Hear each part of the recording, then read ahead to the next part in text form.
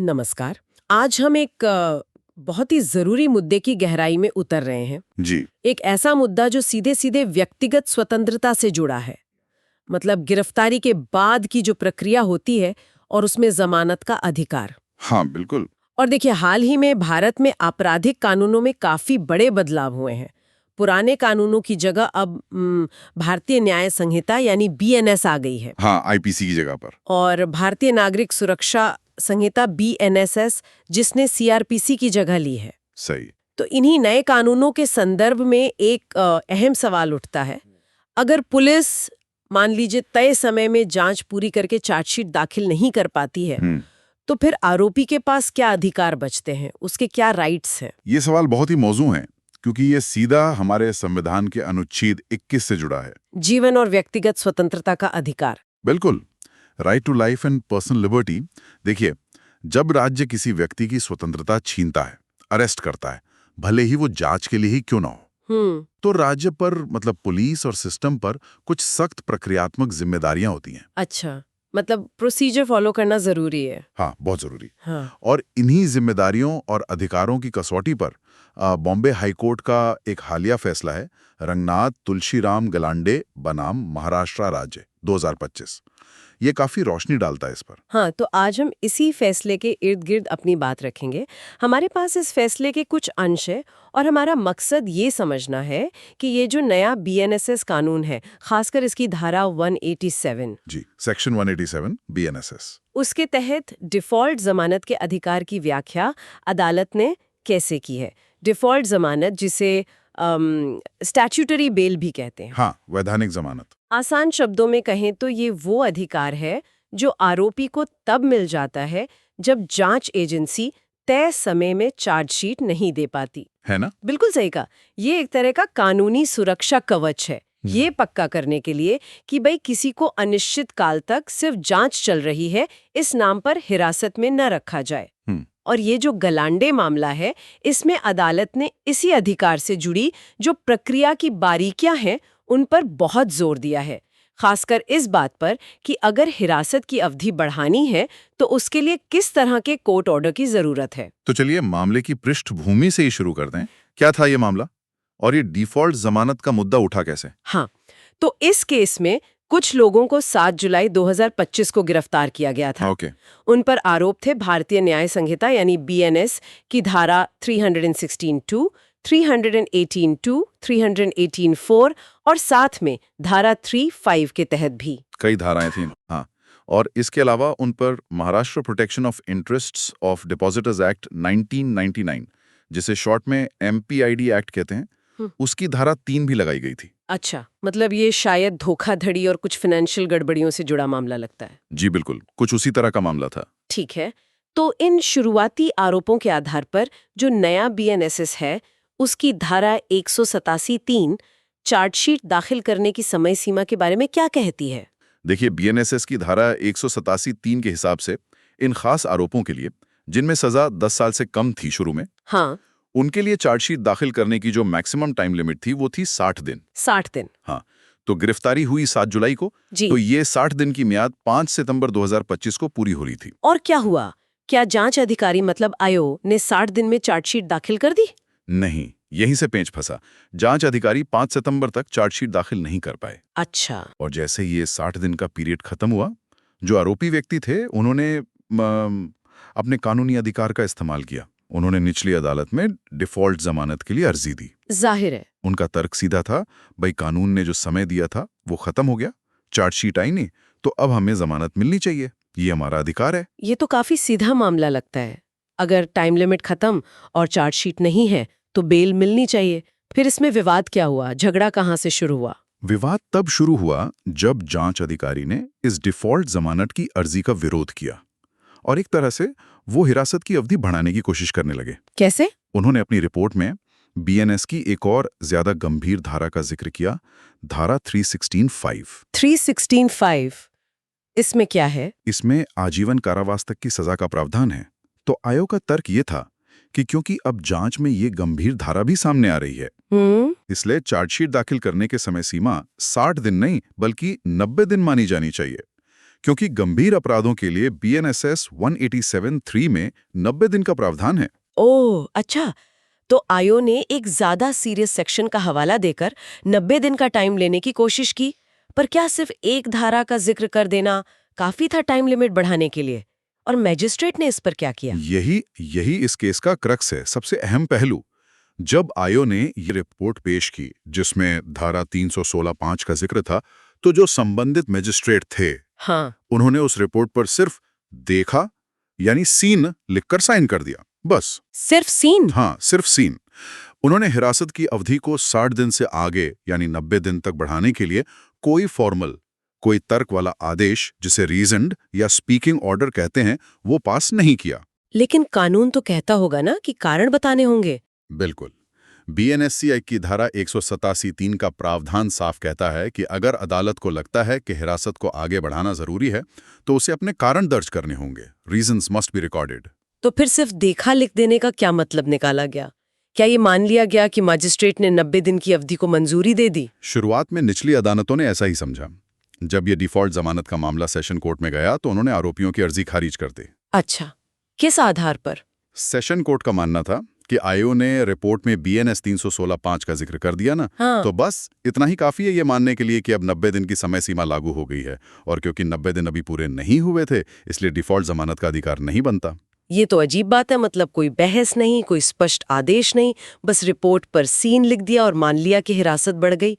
इसी फैसले को फिर हाई कोर्ट में चुनौती दी गई होगी, है ना? हाँ बिल्कुल। आरोपियों ने सेशन कोर्ट के इस फैसले के खिलाफ बॉम्बे हाई कोर्ट में याचिका दायर की। उनका मुख्य तर्क क्या था हाई कोर्ट में?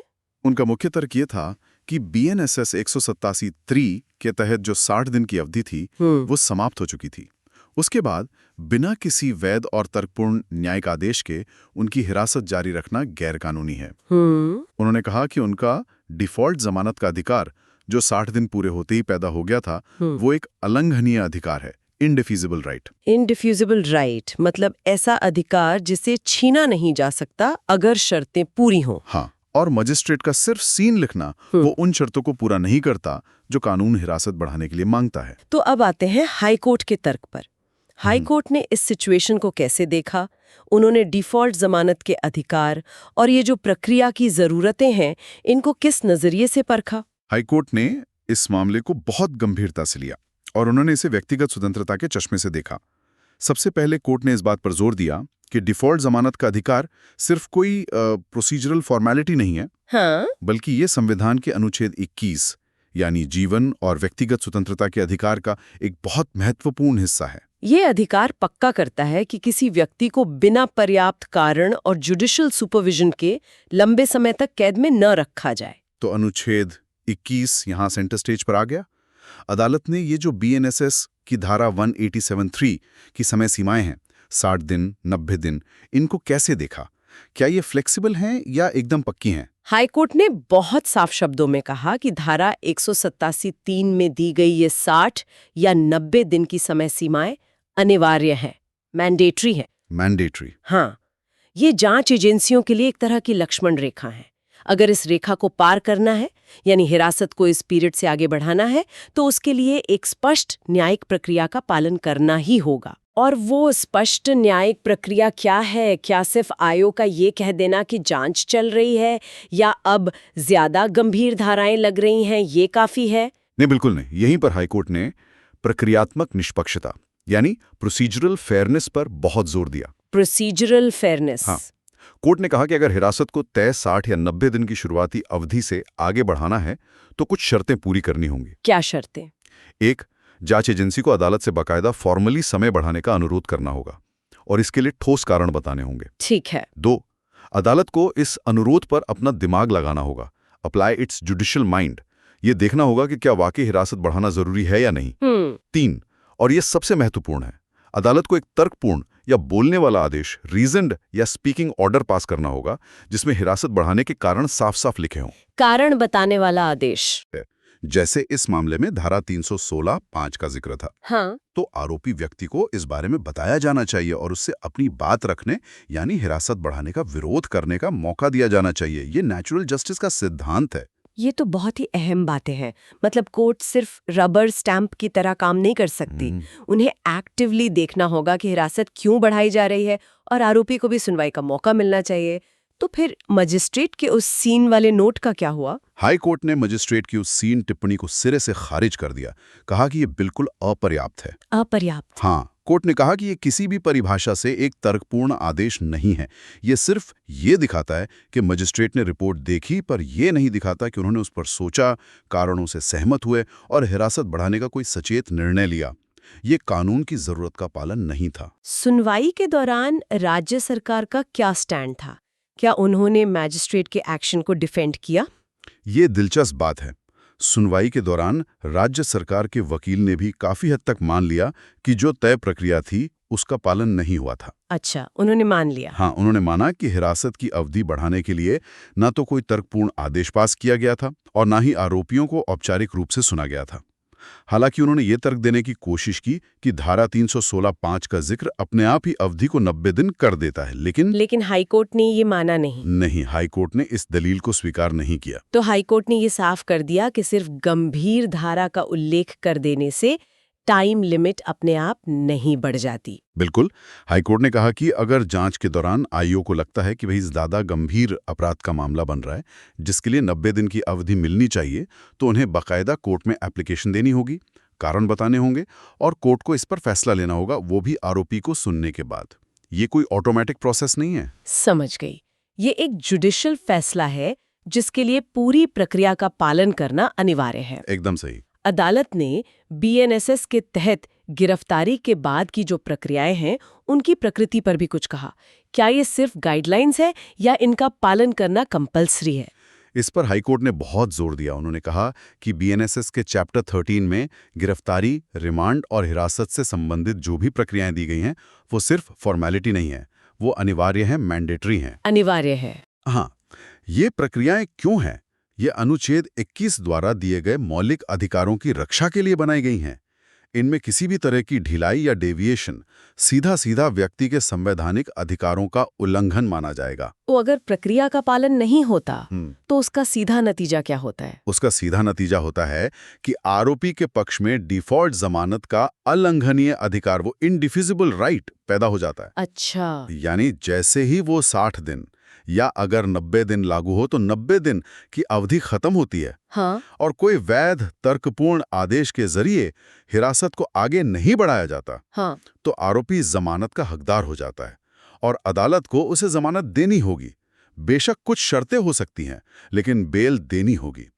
प्रक्रिया में चूक का सीधा फायदा आरोपी को मिलता है। क्यों? क्योंकि कानून व्यक्तिगत स्वतंत्रता को सबसे ऊपर मानता है। तो आखिरकार हाईकोर्ट ने गलांडे मामले में क्या फैसला सुनाया? हाईकोर्ट ने आरोपी व्यक्तियों की याचिका मंजूर कर ली। उन्होंने सेशन कोर्ट के उस आदेश को रद्द कर दिया जिसमें डिफॉल्ट जमानत की अर्जी खारिज की गई थी। रद्द कर दिया? हाँ, कोर्ट ने माना कि 60 दिन की अवधि खत्म होने के बाद बिना किसी वैध और तर्कपूर्ण न्यायिक आदेश के हिरासत को जारी रखना गैरकानूनी था। इलीगल डिटेंशन था वो। और उन्हें डिफॉल्ट जमानत दे दी गई। जी हाँ। हाईकोर्ट ने निर्देश दिया कि आरोपी व्यक्तियों को डिफॉल्ट जमानत पर रिहा किया जाए। कोर्ट ने फिर दोहराया कि ये उनका अलंघनीय अधिकार था जो शर्तें पूरी होने पर, मतलब समय पर चार्जशीट नहीं, कोई वैध विस्तार आदेश नहीं, पैदा हो गया था।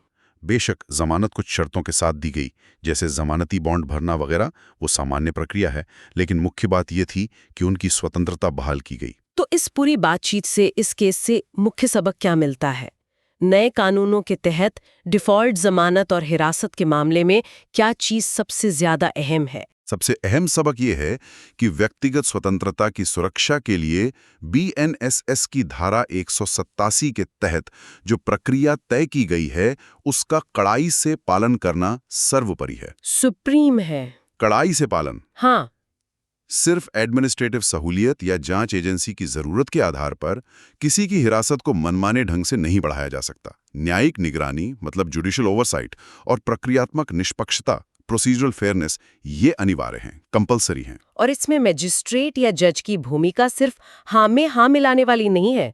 उन्हें सक्रिय रूप से कारणों की जांच करनी है और एक स्पष्ट तर्क वाला आदेश पारित करना है। वो देखा वाली टिप्पणी तो बिल्कुल नहीं चलेगी। बिल्कुल सही कहा आपने। ये फैसला इस बात को अंडरलाइन करता है कि न्यायपालिका को व्यक्तिगत स्वतंत्रता के प्रहरी के तौर पर काम करना है। उन्हें ये पक्का करना है कि कार्यपालिका यानी पुलिस या जांच एजेंसी कानून के दायरे में रहकर ही काम करे। खासकर ये जो नए आपराधिक कानून लागू हुए हैं, इनके बाद इन प्रक्रियाओं का महत्व और भी बढ़ गया है, क्योंकि ये कानून बनाने वालों की मंशा दिखाता है कि वो व्यक्तिगत स्वतंत्रता और ड्यू प्रोसेस को कितना महत्व देते हैं। इस फैसले का व्यापक महत्व क्या है? क्या ये सिर्फ इसी केस तक सीमित है या इसका असर दूसरे मामलों पर भी पड़ेगा? नहीं, इसका महत्व काफी व्यापक है। एक तो ये अनुच्छेद 21 की व्याख्या को और मजबूत करता है। हाँ। दूसरा, ये भविष्य के सभी मामलों के लिए एक नज़ीर, एक प्रेसिडेंट कायम करता है कि बीएनएसएस के तहत हिरासत और डिफॉल्ट जमानत के प्रावधानों को कैसे लागू किया जाना चाहिए। अच्छा। ये निचली अदालतों और जांच एजेंसियों को एक क्लियर मैसेज देता है कि भाई, प्रक्रिया की जो औपचारिकताएं हैं उन्हें हल्के में नहीं लिया जा सकता। ये हिरासत पर जुडिशियल स्क्रूटनी के महत्व को फिर से स्थापित करता है। यहाँ एक विचारणीय प्रश्न मन में आता है जो इन स्रोतों के विश्लेषण से ही उभरता है। जब नए कानून जैसे कि बीएनएसएस हिरासत बढ़ाने के लिए इतनी सख्त प्रक्रियात्मक जरूरतों पर जोर देते हैं, मतलब तर्कपूर्ण आदेश चाहिए, आरोपी को सुनवाई का मौका देना है, तो इसका जमीनी स्तर पर लॉ एनफोर्समेंट एजेंसीज के काम करने के तरीके पर क्या असर पड़ सकता है? ये बहुत ही प्रासंगिक सवाल है। देखिए, इस तरह की सख्ती के दो पहलू हो सकते हैं। एक तरफ ये एजेंसियों को ज्यादा जवाबदेह, ज्यादा अकाउंटेबल और ज्यादा कुशल बनने के लिए प्रेरित कर सकता है। उन्हें पता होगा कि भाई, टाइम लिमिट बढ़वानी है तो ठोस सबूत और तर्क पेश करने होंगे। उन्हें कोर्ट में आरोपी के सवालों का सामना करना पड़ सकता है। हाँ, इससे जांच की क्वालिटी सुधर सकती है। हाँ, जांच की गुणवत्ता और शायद गति में भी सुधार हो सकता है। उन्हें शुरू से ही मामलों पर ज्यादा ध्यान देना होगा, लापरवाही नहीं चलेगी। और दूसरा पहलू? दूसरा पहलू ये है कि ये भी मुमकिन है कि जांच एजेंसियां कहें कि हमारे पास संसाधन कम है, काम का बोझ ज्यादा है। प्रैक्टिकल दिक्कतें। हाँ, हो सकता है कि जो जटिल मामले हैं, कॉम्प्लेक्स केसेस, जहां सबूत इकट्ठा करने में वाकई ज्यादा समय लगता है, वहां ये सख्त प्रक्रियाएं उनके लिए चुनौतीपूर्ण साबित हों।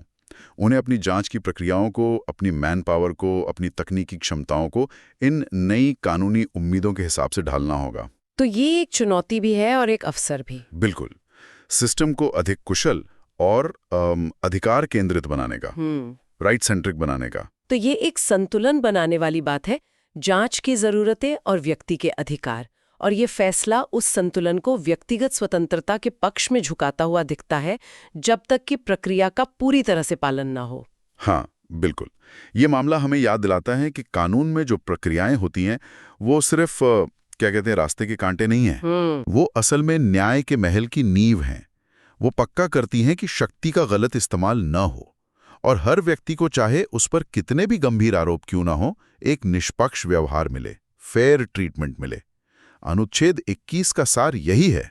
निश्चित रूप से ये बातचीत रंगनाथ तुलसीराम गलांडे बनाम महाराष्ट्र राज्य 2025 मामले के जरिए नए आपराधिक कानूनों और व्यक्तिगत स्वतंत्रता के बीच के इस महत्वपूर्ण संबंध को वाकई उजागर करती है और ये दिखाती है कि कैसे अदालती व्याख्याएं जमीनी हकीकत को बदल सकती हैं। उम्मीद है कि इस विश्लेषण से हमारे श्रोताओं को डिफॉल्ट जमानत के अधिकार और नए कानूनों के तहत जो प्रक्रियात्मक सुरक्षा उपाय हैं, उनके महत्व को समझने में मदद मिली होगी। अगली बार फिर मिलेंगे एक और अहम विषय और उससे जुड़े स्रोतों के साथ, इसी तरह की गहरी पड़ताल करने के लिए। धन्यवाद। धन्यवाद।